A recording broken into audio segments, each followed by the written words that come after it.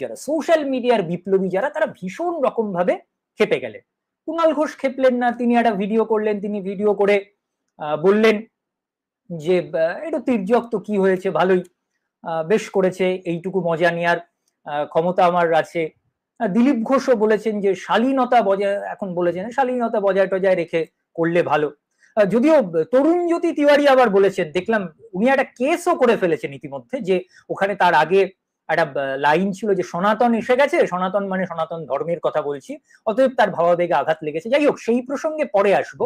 সবচেয়ে বেশি খেপলেন সিপিআইএম এর ফ্রন্টলাইনার, সোশ্যাল মিডিয়া ফ্রন্টলাইনাররা, ফেসবুক বিপ্লবীরা, তারা ভীষণ ভাবে খেপে গেলেন। মূলত দুটি কারণ। প্রথম, তারা যেটা বলতে শুরু করলেন, সবাই রীতিমতো দল বেঁধে কমরেডস যারা বলতে শুরু করলেন, যে সমস্ত কমরেডসরা দেখছেন আপনাদের কাছে